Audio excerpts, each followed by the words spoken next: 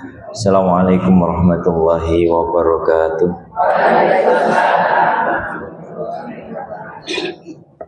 Alhamdulillahirabbil alamin, asyhadu an la ilaha illallah wahdahu la syarikalah, asyhadu anna Muhammadan abduhu wa rasuluhu la nabiyya wa la rasula ba'da.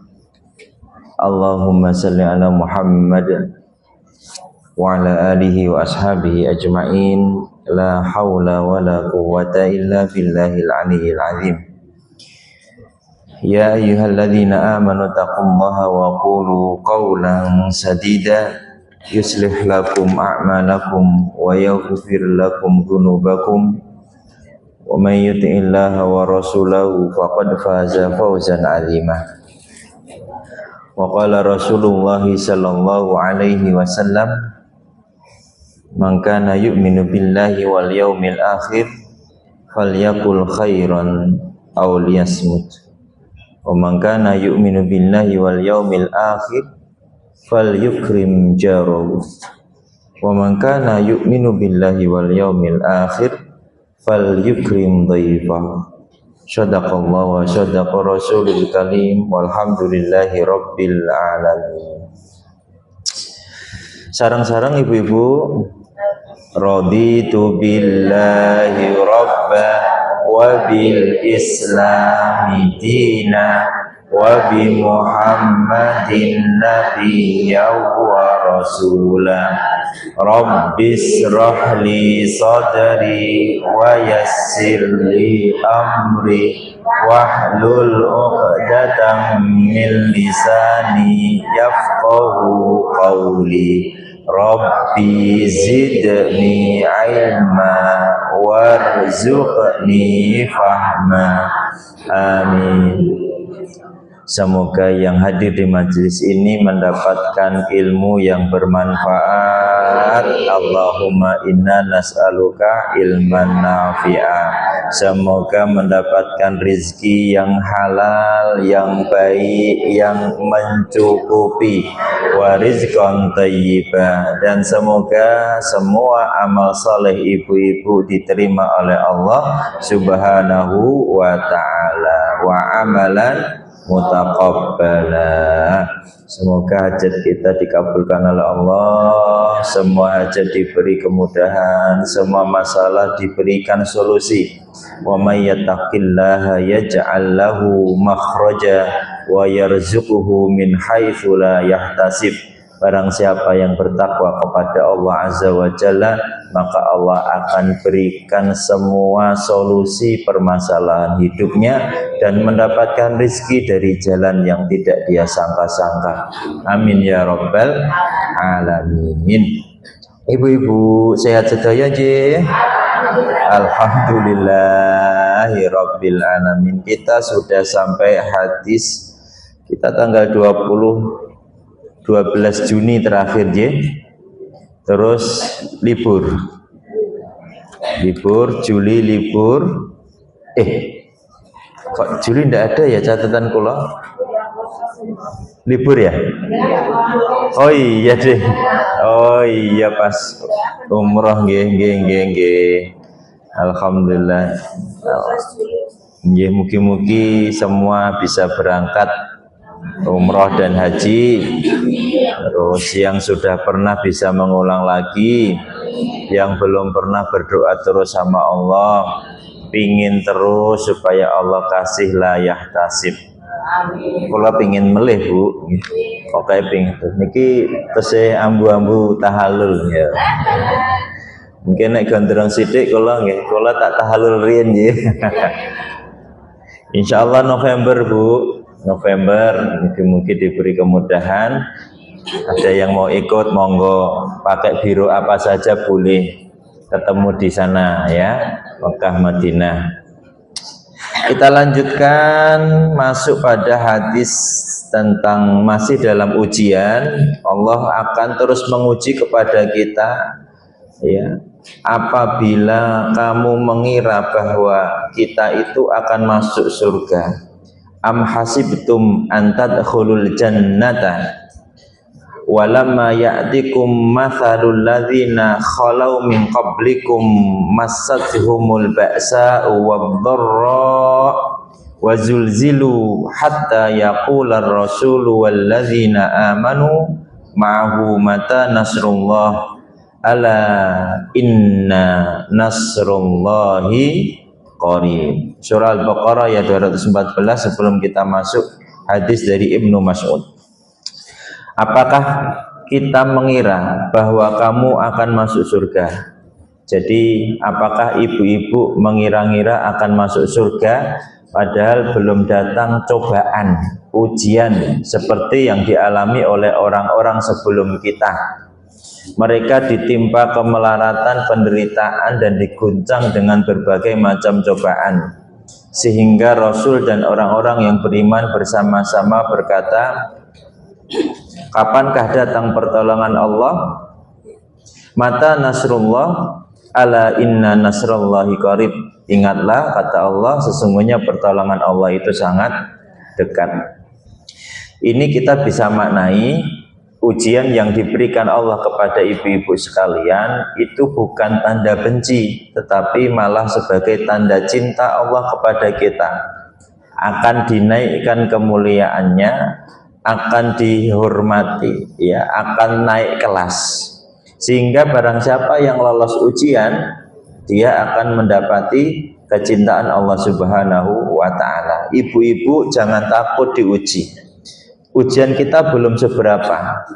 Ujian nabi-nabi Allah, itu nabi kan dicintai sama Allah. Tetapi coba dilihat ujiannya Nabi Ayub. Sampai sakit ngantek bojone wae dilo klimaksnya. Terus Nabi Yusuf, terus Nabi Yunus, saking judeke dengan umatnya lungo, ya. Nabi Isa alaihissalam, ya. Semuanya diuji oleh Allah Subhanahu wa ta'ala. Lah napa meleh awake dhewe sing dosane akeh, ya. Ya sudah, harus siap menerima ujian dari Allah Subhanahu wa ta'ala. Bedanya kita dengan yang tertulis di dalam Al-Quran, kalau kita ora iso ngomong sak-sae, kalau mereka doa sama Allah dikabulkan, tetapi ditahan, ya. Bahkan seperti kisahnya Maryam. Maryam itu wanita suci dan disucikan oleh Allah Ta'ala, lalu diberi ujian dengan hamil tapi tanpa bapak, suami. Zaman sekarang ada wong wedok ngomong ngono ora enek sing percaya.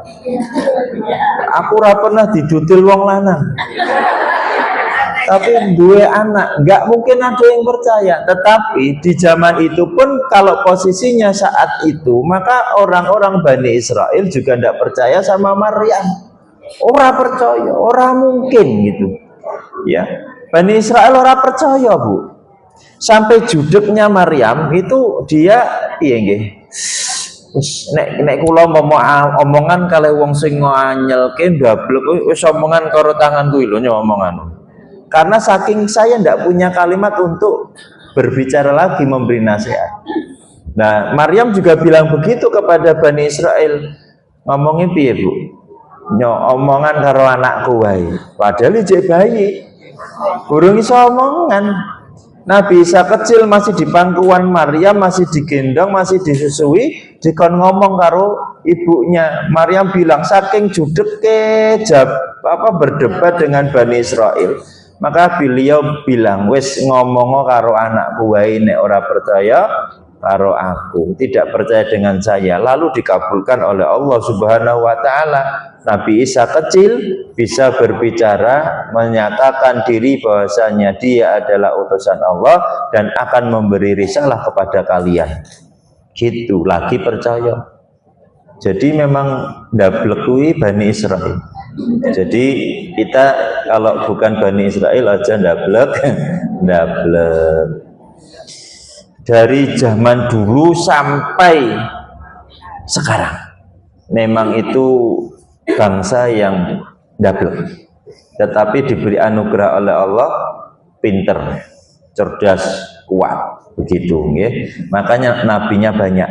Sejak Nabi Ishak, anak dari Nabi Ibrahim, habis Nabi Ishak ada Yakub, Yusuf, Ayub, terus sampai Nabi Isa alaihi salam. Kui Bani Israel kabeh.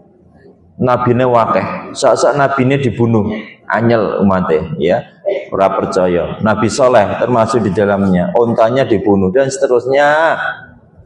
Kalau keturunan Nabi Ismail alaihissalam, insya Allah memang ceritanya baik-baik semua. Munculnya langsung di Khatmul Anbiya, penutup para nabi, yaitu Nabi Muhammad Shallallahu Alaihi Wasallam. Nah, jadi kalau ibu-ibu dapat ujian itu ya fitrah. Ora enek sing uripe lempeng terus, seneng terus, sugih terus, ayu terus, ya ora. Ya, wong nenek-nenek saja curhat kalih Nabi ke nangis kok. Ya Rasulullah, saya besok kalau di surga ada toh yang model kayak saya, nih bahasa kita biar gampang ya, karena itu riwayatnya panjang. Jadi cucunya berhalapan dengan Nabi dulu dan seterusnya. Terus delalah Nabi ya gocek, boten nenten teng surga nenek-nenek. Nangis, tapi ketika tahu nangis Nabi terus sabda ngendika, Bu, Nek, benjang nenek-nenek niku balik ayu meleh. Kok balik ayu meneh? Balik muda lagi. Ki ayu kabeh to nggih. Balik muda lagi, ya tidak ada sifat-sifat dunia.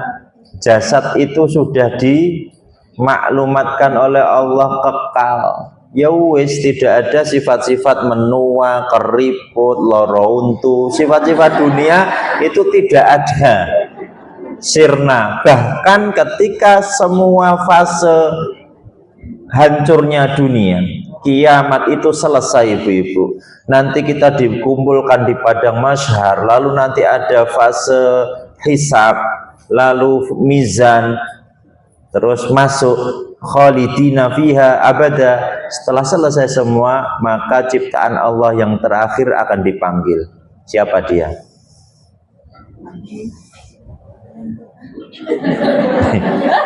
Al-waqtu.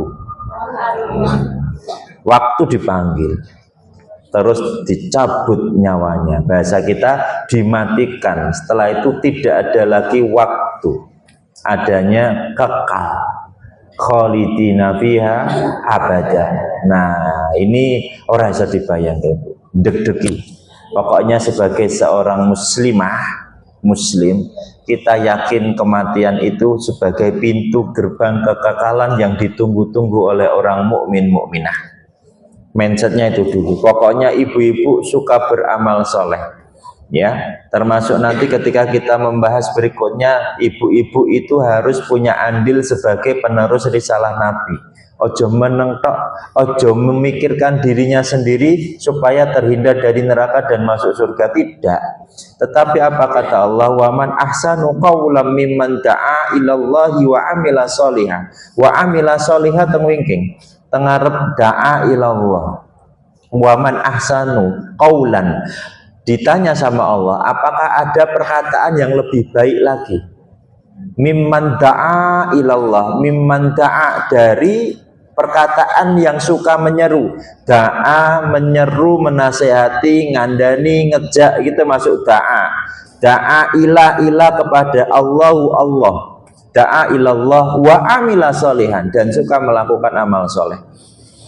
Jadi sik jenenge da'a, da'i, da'iyah, mubaligh, mubalighat kuwi iso ngomong baik. Tapi nek mboten saged ngomong, lagi dadi MC nyekel pengumuman, MC ini bergetaran, mikir. Sehingga dia tidak punya kemampuan untuk itu. Terus apakah berhenti untuk menjadi da'i? Tidak. Apa berhenti untuk da'a ilallah, ibu-ibu menyeru kepada Allah? Tidak. Setiap kita punya potensi yang berbeda-beda. Ambil bagian menjadi penerus risalah Nabi Shallallahu Alaihi Wasallam. Lalu di ayat lain Allah menyebutnya ud'u. Ud'u itu perintah.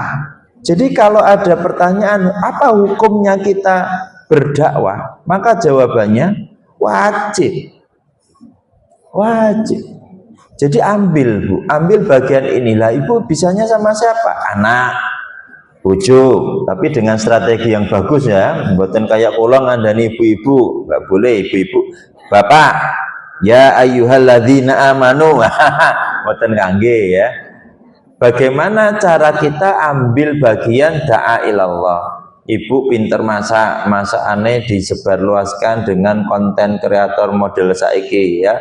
Captionnya bacalah bismillah sebelum makan sambil duduk, minum sambil duduk, kecuali minum zam-zam habis tawaf. Waduh, enak banget ya, seger nih Bu, wis ben kepingin terus nggih. Karena kemarin banyak yang berangkat umroh orang duit, jadi mangkat umroh dan haji tidak mesti kudu duit. Terus berdoa sama Allah Subhanahu wa ta'ala, ambil bagian, karena kata Allah tidak ada perkataan yang lebih baik dari itu. Makanya tadi di awal muqaddimah kalau sampaikan waman mangkana yu'minu billahi wal yaumil akhir, mana tadi ya, falyakul khairan aw liyasmut. Seapi-api kita percaya sama Allah dan hari akhir, yang diminta Nabi pertama berarti omongannya sing apik, yang baik. Kalau tidak bisa diam, ngomong yang baik. Kalau tidak bisa diam. Syarat itu terpenuhi, tambah dari lagi baligh. Kata Nabi, balighu anni walau ayah. Jadi nek guru saged satu ayat tok dan kita paham, bisa ngajak orang lain, ajak. Tidak usah takut ibu-ibu itu dikata-katain orang sok daiyah, sok wong solihah, lagi pengajian setahun ini dadak wes meneng wae. Dia ngomong itu kita angin lalu saja, tidak apa-apa ya. Atau ibu mengajak kepada orang lain di mana ibu belum melakukannya, boleh tidak dalam Islam? Urung iso ngelakoni tapi wes ngejak, boleh tidak? Boleh, jangan takut. Karena enek wong sing ngomong urung nglakoni aja ngejak-ngejak, dosa. Ndak ada dalilnya. Sing ora entuk niku bar ngejak tapi malah ngelakoni sebaliknya. Contoh, kula tadi habis bilang falyaqul khairan aw liyasmut, ibu-ibu ayo dijaga mulutnya. Nek sakit ngomong sing sae, aja ngrasani wong. Kalimat yang keluar dari mulut kita tuh yang baik-baik. Zikrullah, kalimat-kalimat yang baik lah. Bar ngomong ngeten, kita tutup pengajian, terus kula pamit teng mriku kesandung sandal, terus asmi iki sandale sapa? Lah, sing ora entuk ngoten niku. Jarkoni. Paham ya Bu ya? Yang dilarang dalam Islam itu iso ngomong luar biasa, keren banget, tetapi dia malah melakukan yang sebaliknya. Itu yang salah. Tapi kalau kita belum bisa melakukan tapi punya ilmunya, ndak apa-apa Bu. Ibu nabung tinggi tumbas wedhus iki wangel ra eram. Angger wis kelompok kedudutne. Nglumpuk kedudutne. Iki wis meh Dzulhijjah wis nglumpuk 2 yuta. Wah kedudutne operasi. Operasi terus delalah adike mbake kok yo sugih terus, duwite akeh terus. Jajak ke piknik terus, anggene gembira luka digratiske kabeh. Terus ngomong, "Dek, mbok ditmu ku ya mbok dienggo tuku kurban." Terus dia jawabnya, "Mbak urung kurban ngejak-ngejak." Enggak bisa. Jadi kalau tahu ilmunya boleh disampaikan. Belum menikah, ngejak sing mampu dan menikah, sampaikan. Nek diajak kowe jomblo ngejak-ngejak, ndak apa-apa, karena ilmunya bermanfaat. Yang dilarang itu tadi. Kita ini kene ya, oh ternyata malah saya ngelakoni. Jadi itu yang dilarang. Da'a ilallah, berarti ibu-ibu paham ya? Monggo ambil bagian. Media sosial ya akeh. Kata Nabi yang keempat, umpama ibu-ibu itu ngajak kebaikan, lalu yang diajak itu mau dan dia mendapatkan pahala dari Allah, saya ngajak ya untuk pahala yang sama, tidak mengurangi pahala yang betul. Ambil bagian. Kayak pengajian ngeten iki kan ajak Bu. Iki sing pahalane akeh niku panitia, sing gawe flyer, sing jadi MC, sing menasehati, wah sing ngoyak-ngoyak, wah itu pahalanya banyak. Nah, ibu juga ambil bagian gitu, nggih. hati-hati ya, bisa kita ambil karena punya teknologi yang banyak. Ibu WA-ne itu dipakai lah Bu ya, statusnya aja tinggu iklan panganan tapi ora dodolan. Betul tak? Itu kemarin Ibnu Qayyim Al-Jauziyah sampai punya ijtihad tentang mengeser makanan. Hukumnya apa? Hukumnya awalnya mubah, terus menjadi makruh, terus menjadi haram. Setiap hukum ada alasannya. Boleh karena memang tukang dodolan cilok, tukang dodolan martabak, sehingga fungsinya untuk mengiklankan. Menjadi mubah, akan menjadi baik dan dianjurkan ketika dia berdakwah di situ. Yang kedua jadi makruh ketika nge-share makanan hanya untuk pamer saja. Bukan pamer. Yogur pingin upload makanan bakso seger, upload kayak pas poso sisan Ramadan. Itu nanti kalau pas puasa hukumnya sudah mendekati haram. Ya, karena laghun, sia-sia. Walaupun puasa jek suwe nggih 5 sasingkas, tapi hati-hati ya Bu, besok masak saenak-enake wis rasa nganggo di foto-foto karo jangan, itu dosa. 3, nilainya mengupload foto makanan, video makanan menjadi haram ketika tujuannya salah, bahkan menzalimi orang lain. Ada orang lain yang buka HPW tenanan ngangge ngelumpuk ke pulsa atau golek wifi, bareng sekali ndelok status ibu, status panganan nyenengke, dhek kelaparan, dadi nangis ki aku ra iso tuku maaman kaya ngono, itu menjadi haram ibu mengeser foto atau makanan. Jadi ijtihad ini bisa salah bisa benar. Foto ibu ya, mbok nganggo cadar, nganggo niqab, tetapi foto tetap ting. Kecuali fotonya ditutup kabeh ya Bu ya, ora ketok kabeh. Karena lentiknya bulu mata seorang wanita itu juga membuat laki-laki stres, bingung. Lentiknya tok Bu, bener. Allah kula yo ngrasake.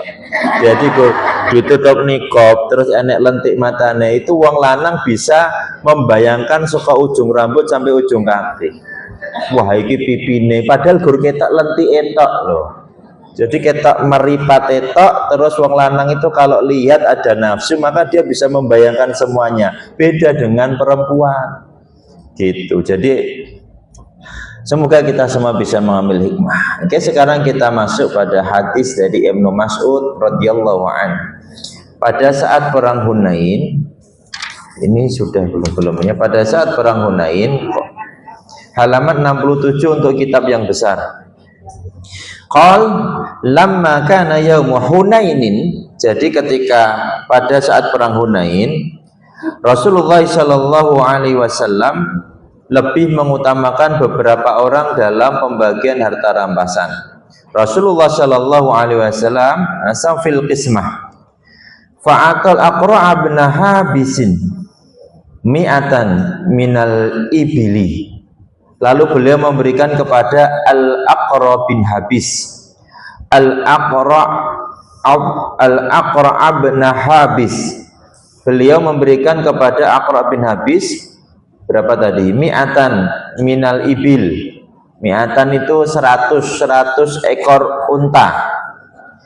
Lalu wa'ata Uyainah. Lalu Nabi memberikan kepada Uyainah sejumlah yang sama. Mithla dzalik. Ibu-ibu ingat hadis mithla dzalik itu hadis tentang apa, Bu? Tersekemutan-mutan. Misla dzalik, misla dzalik, misla dzalik. Nanti ping 3. Hadis apa? Ya wes rasa nggih. Lanjut lagi. Kalau kita nenten sing hafal, karena ini hadis yang sangat kula sukai tentang penciptaan manusia. Nutfatan 40 dina. Alaqatan misla dzalik ya 40 dina. Mudghatan misla dzalik ya 40 dina. 40 dina berarti 120 hari baru ditiupkan roh oleh Allah, berdetaklah jantung kita urip. Itu pada usia 4 bulan dalam kandungan ibu kita pun nanti delujur melih. Kemudian ada seorang lelaki tadi sampai mana? Wa atana san min asyrafil arabi. Kemudian ada seorang lelaki berkata, demi Allah, faqala rajulun, demi Allah, wallahi inna hadhihi qismah, demi Allah ini pembagian yang tidak ada adilnya, ma'udila fiha, tidak ada adilnya. Jadi wa'atana samin asyrafil arabi wa asarum. Jadi ketika Nabi membagikan kepada mereka selain Uyainah dan Aqra bin Habis, jadi ya, Nabi punya sahabat ya dalam perang, wong loro kuwi entuk 100 ekor onta, terus 100 ekor onta. Berarti pun pinten atus? 200. Terus ada orang yang merasa pembagiannya Nabi itu tidak adil. Lalu Ibnu Mas'ud mengatakan cerita ini kepada Nabi Shallallahu Alaihi Wasallam. Maka Nabi ketika disebut tidak adil, Nabi berubah wajahnya menjadi memerah, lalu beliau bersabda, wallahi la ukhbiranna Rasulullah sallallahu alaihi wasallam, ketika dikatakan kepada Nabi sallallahu alaihi wasallam, terus Nabi bertanya, siapakah yang dapat berlaku adil jika Allah dan Rasulnya dianggap tidak adil? Selanjutnya Nabi sallallahu alaihi wasallam bersabda, semoga Allah merahmati Nabi Musa, ia telah disakiti dengan cara yang lebih berat dari ini, tetapi ia tetap dalam kesabaran. Lalu saya mengatakan, semestinya saya tidak mengadukan kepada Nabi tentang pembicaraan apapun yang menyakiti hati beliau. Muttafaqun alaih. Ini cerita Ibnu Mas'ud ketika Nabi Shallallahu Alaihi Wasallam membagi harta rampasan perang, dan setelah membagi harta rampasan perang, ada orang yang merasa yang dilakukan Nabi itu tidak adil. Ini sebagai bentuk Nabi terus mengatakan, kalau ada orang yang menganggap aku tidak adil, lalu siapa yang akan bisa berlaku adil? Artinya kita harus menerima semua ketetapan Nabi itu ngendikonya, bilangnya tidak hanya Nabi. Siapakah yang dapat berlaku adil jika Allah dan Rasulnya tidak bisa berlaku adil? Artinya hikmah untuk kita adalah bahwasanya semua yang ditetapkan oleh Allah itu sudah pasti adil, dan kita tidak boleh menghitung-hitung sesuai dengan pikiran kita. Ya Allah, ibu kaya kok angger entuk rezeki terus kok aku ora, Allah tidak adil. Nah, kita tidak boleh berkata demikian. Maka Ibnu Mas'ud juga ngendika, la jarama la arfa'u ilaihi ba'da haditsan. Artinya barkui Nabi Ibnu Mas'ud ora arep menceritakan hal-hal yang berkaitan dengan itu lagi. Artinya kedepannya kalau ada orang yang ngomong seperti itu, maka Ibnu Mas'ud atau sahabat-sahabat Nabi yang lain akan mengatakan, apakah akan ada makhluk yang lebih adil lagi selain Rasulullah Shallallahu Alaihi Wasallam? Kalau hikmah ke kita itu taklid, kudu yakin, sebenar-benarnya yakin kepada Allah dan Rasulullah Shallallahu Alaihi Wasallam. Ini pembahasan tentang bener kan Bu, ini Rufaidah toh? Rufaidah terakhir sampai berarti pas dulu jurake ternyata salah tekuan nih. Kok iki tulisannya istiqomah? Betul lah Bu.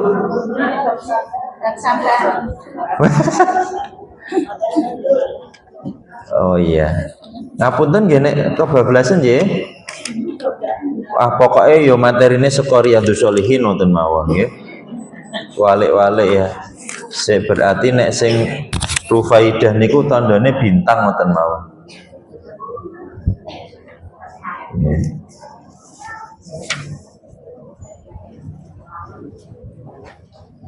Walah pun rampung niki Rufaidah. Pun lewat. Oh enggak apa-apa. Halaman berapa Bu? Makanya kok kula kaya wis tahu. Terakhir hadis ke-41. 40.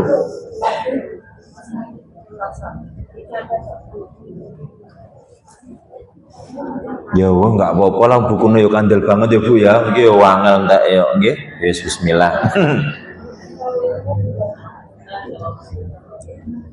Oh ya betul ya Bu, kalau kita mulai halaman 67 Bu. Betul nggih? Berarti Al-Baqarah itu ya mulainya ya. Oke. Oke lanjut ya, bismillah. Sekarang kita 42 pun dibahas malahan.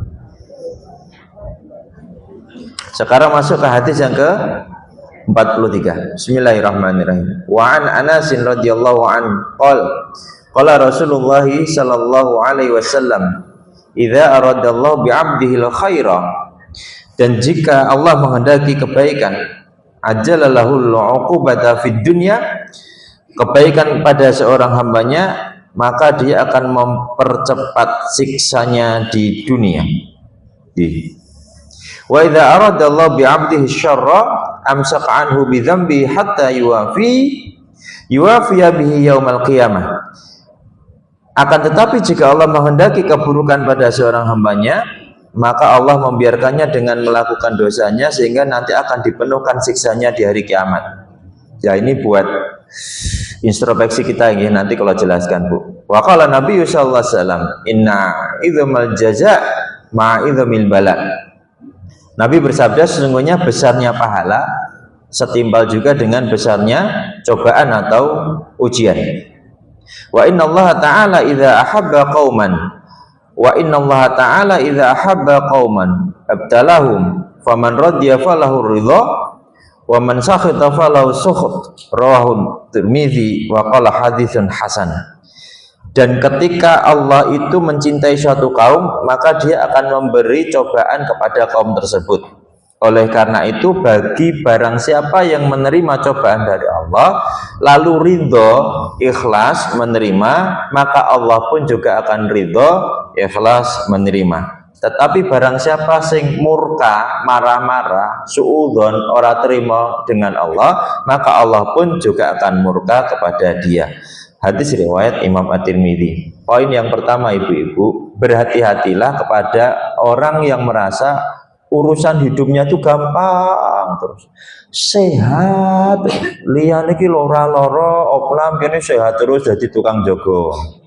Terus ganti bapaknya loro iki sehat terus. Nah, ketika orang diberi kenikmatan seperti itu terus, juga harus berhati-hati dan waspada. Takutnya seperti yang kalimat pertama, ketika Nabi menyampaikan takutnya nanti semua sakit dan azab dikelimakan di akhirat atau setelah yaumil kiamah. Itu medeni banget malah. Yo tapi yo enake yo ora kena apa-apa tapi ora enek iman gitu. Ning dunya ora ngopo-ngopo, ora kena azab, ora kena apa-apa, ning akhirat pun yo ora apa-apa. Pinginnya sih begitu ya. Tetapi ini untuk membumbung, untuk memberi hikmah kepada orang yang diuji oleh Allah. Jangan takut ketika Allah memberi ujian, entah itu kemelaratan, sakit, bangkrut dan seterusnya. Karena mungkin bisa jadi itu menggugurkan dosa-dosa kita yang seharusnya besok di akhirat mau dikelimakan oleh Allah, kita sudah cicil di dunia dengan versi dunia. Ingat, versi dunia sama versi akhirat beda. Kalau sudah dicicil dengan versi dunia, enak, lumayan, gitu Bu. Tapi ojo ndonga terus dicicil teng dunia wae ya Allah. Enggak. Lah ibu-ibu apa tahu dosa kita seperti apa?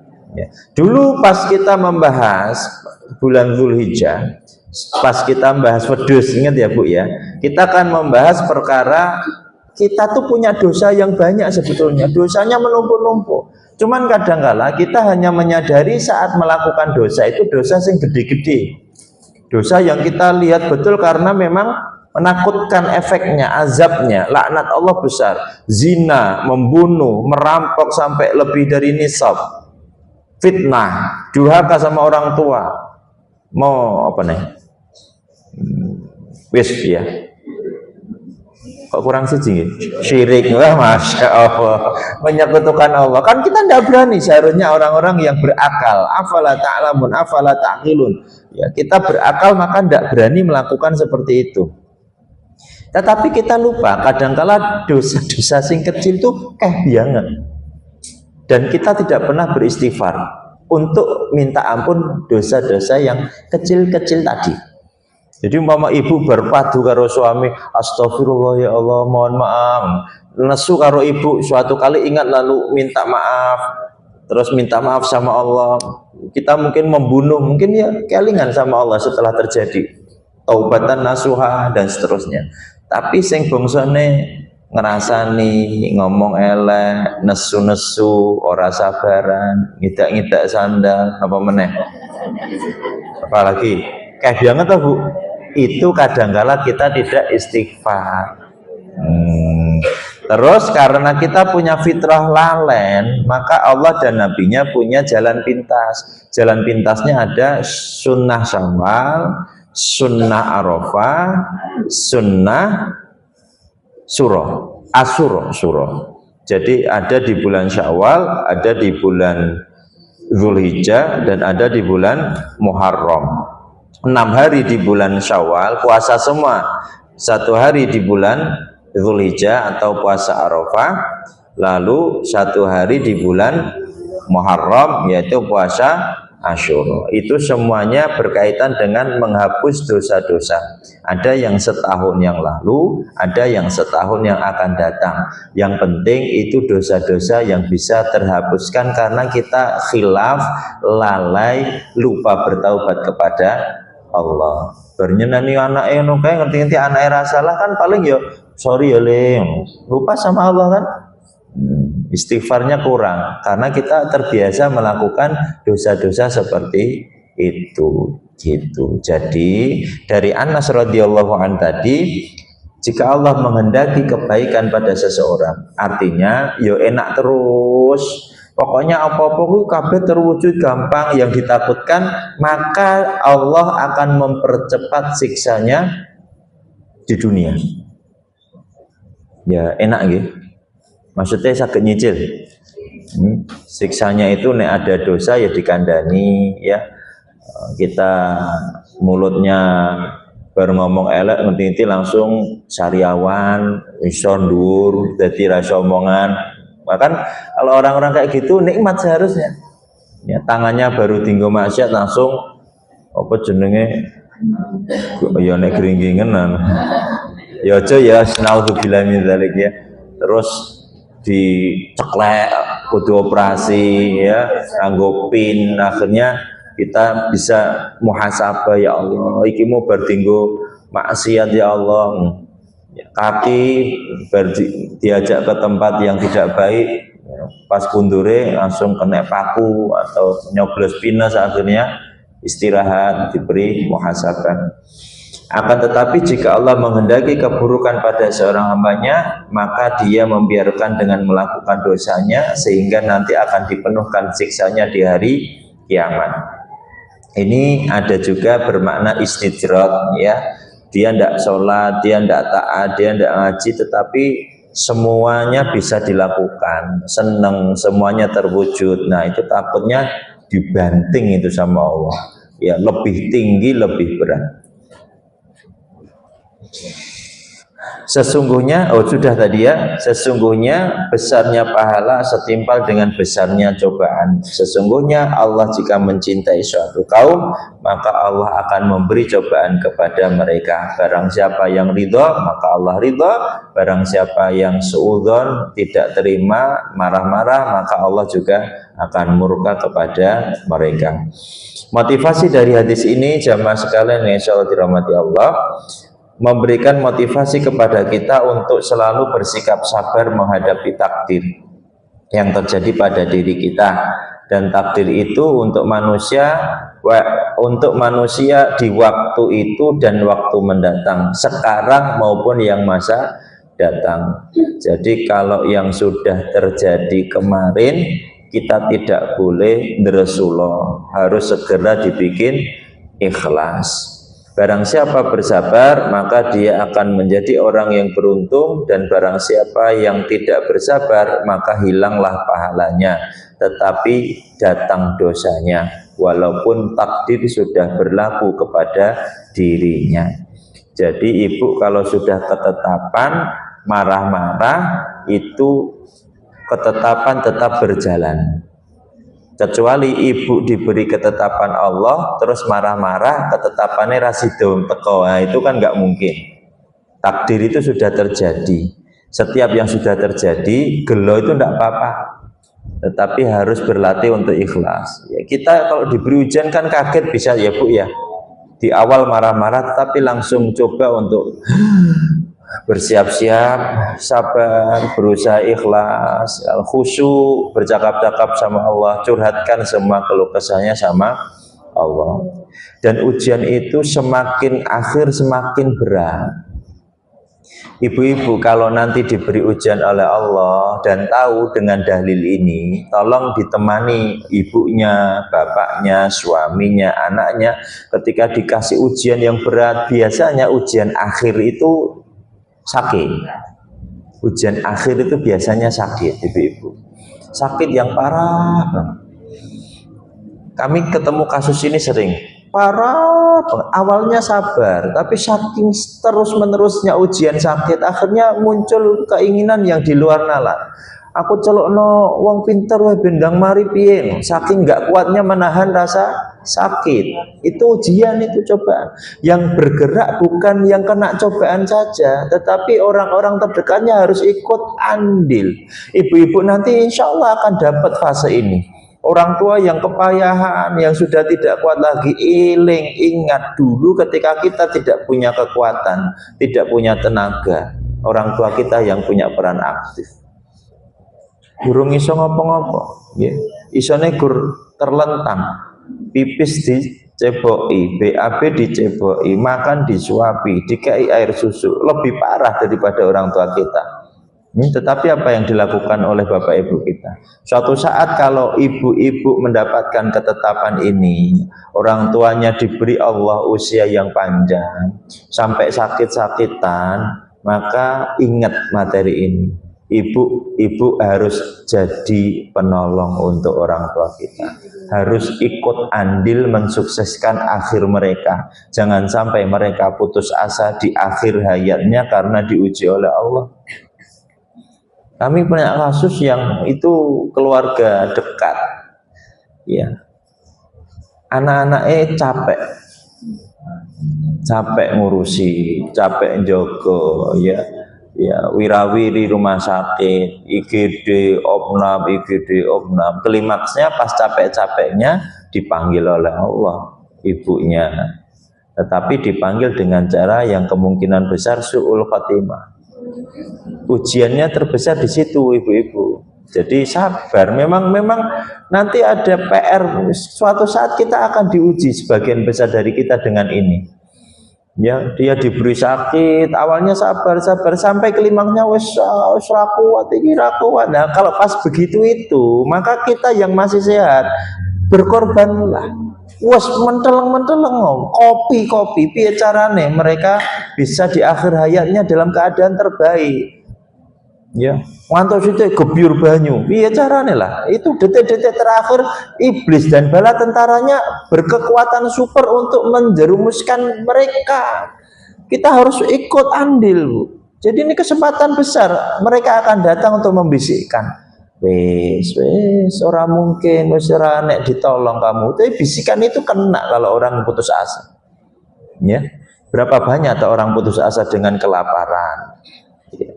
Ora iso maem, muncul iblis datang. Wes nek melu aku, kowe tak kei sesasi 300.000. Ya, tiap pekan untuk beras 5 kilo. Mangkat langsung berubah kalimat rasa syukurnya alhamdulillah menjadi puji Tuhan. Loh, benar Bu, kami pelakunya. Kami melihat sendiri, makanya setiap tahun desa-desa binaan kita tuh ado-ado, akeh sing ora wah kok adomen ora iso nonton wedhuse dimbelelapi karena di sana kita cuma bisa setahun sekali, musuh-musuh kita bensasi ngei bantuan. Nggak kepikiran kita Bu, enak nih kene go bandeng, gudeg ceker, es teler, bakso, Ibu nggak tahu yang di sana-sana. Coba ikut komunitas-komunitas itu, coba yang binaan-binaan pelosok, kasihan banget mereka. Betul, itu contoh. Gini Bu ya, kita masuk ke ranah ujian. Bagaimana malaikat Allah itu disuruh menghembuskan kenikmatan kepada ibu-ibu. Salah satu kenikmatannya itu ketika azan berkumandang. Niki coba muhasabah kita. Ketika azan berkumandang, Allahu Akbar, Allahu Akbar, itu malaikat bersuka cita untuk mengkabarkan kepada hamba-hamba Allah yang takwa. Sing soleh-soleh dikabari, Allah sudah memanggil. Dan biasanya wong muslim sing taat, sing beriman, ketika terdengar panggilan azan, dia itu kudune tenang, seneng. Kerung azan ini seneng, karena apa? Selain dirinya iman, maka ada malaikat-malaikat yang sedang dekat dengan kita untuk mengatakan kita sudah dipanggil Allah. Nyenengke ora iki? Nyenengke, seharusnya gitu. Seharusnya. Jadi kalau ada yang ke rumah azan budek, kerungu azan malah judek, budek, ndablek, enten malah stres ya. Berarti ada masalah dengan keislaman kita. Wes tau iki gampang patokane. Yang pertama kudune adem ayem, kudune seneng seharusnya ya. Terus muncul PR setelah seneng, nanti godaan iblis dan kawan-kawannya baru datang. Dia tidak akan mengatakan sholat ora sah sholat, enggak. Apa godaan mereka? Ya, seperti surah Al-Ma'un. Jadi mereka tidak akan membujuk ibu meninggalkan sholat, enggak. Ora sepele. Apa kata iblis dan setan? Itu guru ngomong, aman, iki lagi azan, durung iqomah. Wes kuidak, wes sukses mereka ketika hati seorang beriman itu wes langsung, oh iya ya, ngosek, durung komat, sukses deh, selesai. Mereka pindah tempat, cari korban-korban lagi. Itu ujian yang sepele tetapi merubah hidup kita tentang ketakwaan. Karena Allah bilang sholatnya baik, semuanya ikut baik. Sholatnya jelek, yo kabeh elek. Ini ujian pertama yang umum. Sing keloro ya ketika ibu-ibu sakaratul maut. Maka berbahagia ketika orang meninggal tiba-tiba. Bahkan kata Nabi itu meninggal terbaik ketika dia meninggal tanpa diuji dengan sakit, halangan, walana beluanakum dengan ketakutan. Ibu lagi pengajian, iki gempa ambruk meninggal semua, wah bersyukur. Dia tidak merasakan hal-hal yang mati mendadak, itulah yang ditunggu-tunggu ya. Tapi ya terus tidak berharap seperti itu. Ya nek berharap ya dolan ning Jepang wae ya, dolan ning Jepang cari rumah sing durung rumah anti gempa. Berarti niat. Tidak boleh, innamal a'malu. Terus yang kedua, ujian terberat ketika sakaratul maut. Maka semua pasukan, kalau malaikat juga menyiapkan tim sukses Bu ya, tidak sendiri. Allah menyebut nama Israel itu bukan Israel, malaikat maut ya. Dan malaikat maut itu mengambil semua ruh nyawa yang bernyawa. Cuman jam pinten to Bu? Kurang setil itu. Sebentar lagi ya. Nggih Bu, kalau wingi zoom mantek. Terus sampai mana tadi? Oh iya. lali tenan. Malaikat itu juga punya tim pembantu Bu, ora siji terus ngayahi wong akeh lho. Bayangke ya, kalau sedunia itu sekali waktu dalam detik yang sama itu berapa juta yang meninggal. Lah wong di Mekah Madinah ben salat itu mesti kita salat jenazah. Ini seluruh dunia Itu baru manusia, belum semut, belum nyamuk. Ayo, nyamuk bengi ibu kret kret kret kret kret apa itu berapa? Itu tugas pencabut nyawa, itu ngurus itu gimana? Ayo dinalar, wangel banget, orang masuk akal. Tetapi Allah sudah ditafsirkan di Ibnu Katsir ayat itu tentang malaikatul maut yang mengambil roh manusia. Apa dikatakan? Mereka itu punya tim di sendiri, dan malaikatnya Allah itu tidak hanya 1-2 jutaan. Bahkan ada malaikat yang tugasnya prepare, menyiapkan. Jadi ki Bu Fulana ame sedone apa ketetapan Allah turu, maka disiapkan suksesnya dia tidur malam itu. Jadi orang enek masalah tentang kasure ora kriat-kriat, ora rusak, dia nyaman, diberi kemudahan. Itu petugas malaikatnya akeh banget. Setelah siap dia baru kontak, ya Israel siap. Jadi tugasnya Israel tinggal menerima setelah ruh itu di kerongkongan manusia. Nek wis ning kene itu Israel yang sebenarnya akan datang. Dan jangan pikir api ya nongko nek sing meninggal bar saka Solo ning Amerika waduh banget. Ibu tidak tahu ketika Nabi SAW memberi permisalan seorang malaikat yang besar, yang satu bulunya saja, atau yang sering masyhur nih, antara dagu dia dengan pundak itu selama 1000 tahun burung terbang. Wih, gede banget. Dan nek guru ibu sak imli-imli ngene lah. Nabi menyampaikan itu kayak loyang. Loyang itu terus ada debu-debu tepung di atasnya ditaburkan. Ya itulah menungso, dan malaikat segampang itu untuk menyelesaikan tugasnya.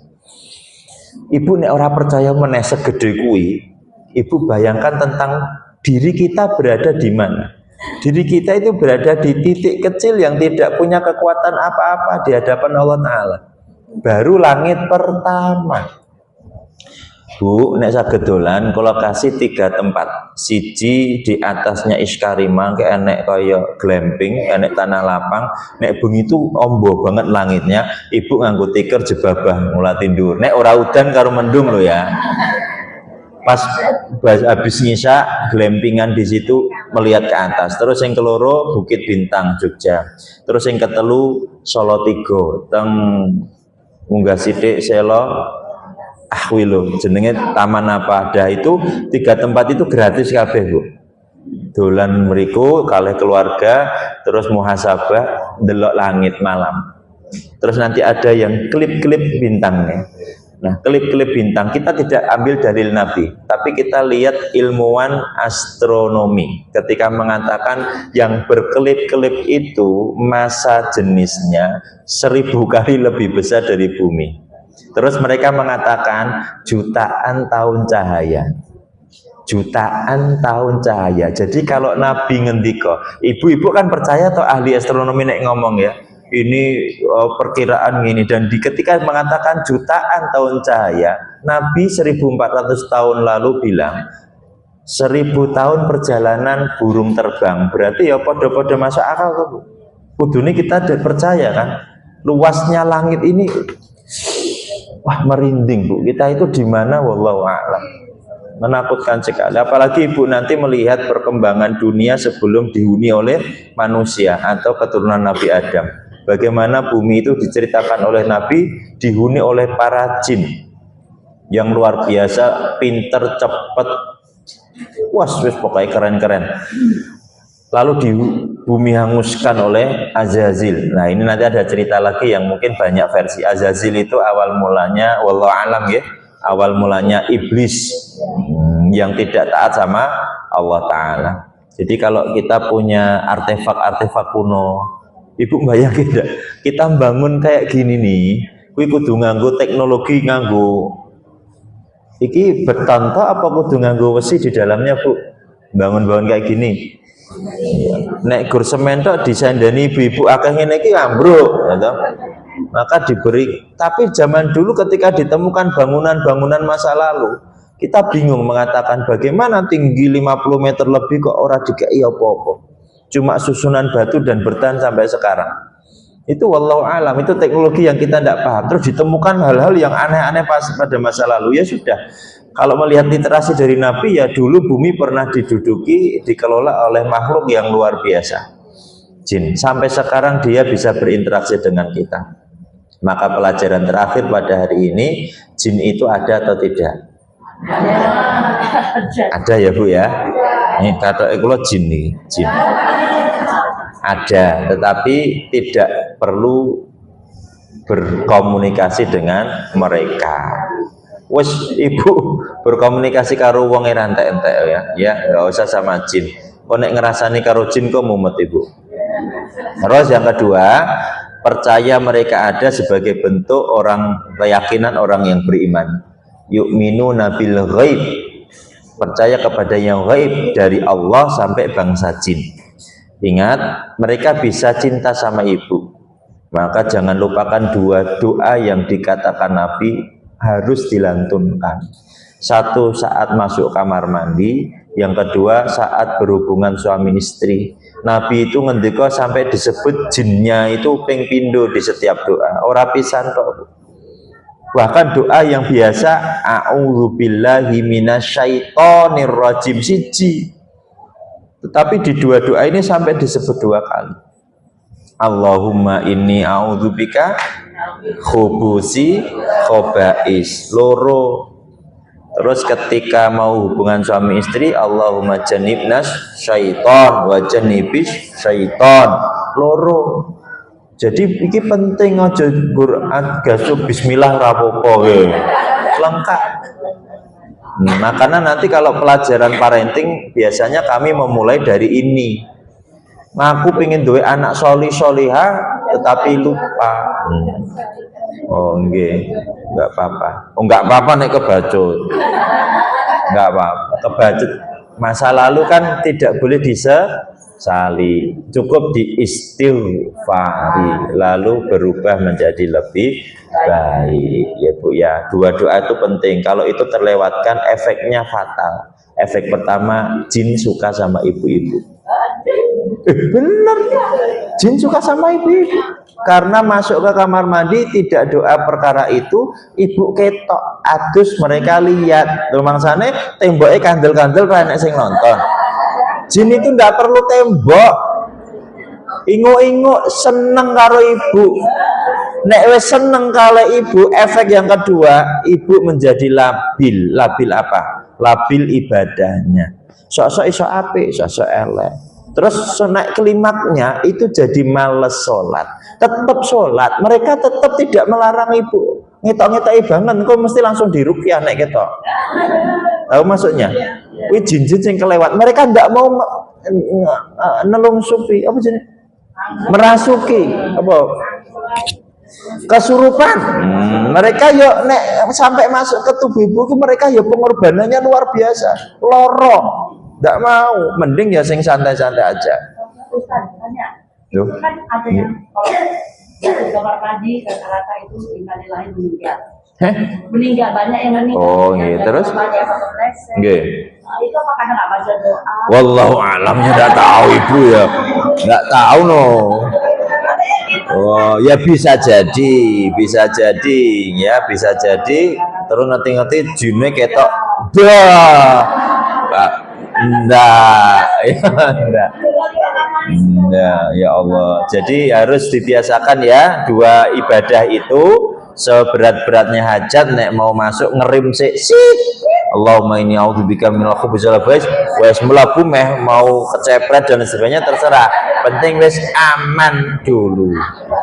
Allah turunkan sitir Bu, ditutup. Yang gaib orang ketok ibu. Nanti pas kali suami ya ngoten, Allah tutup dengan sitir. Mereka ora iso ikut campur, ora iso nonton, ora iso ikut andil. Bayangkan kalau keturunan kita terus ada andil dari setan itu piye?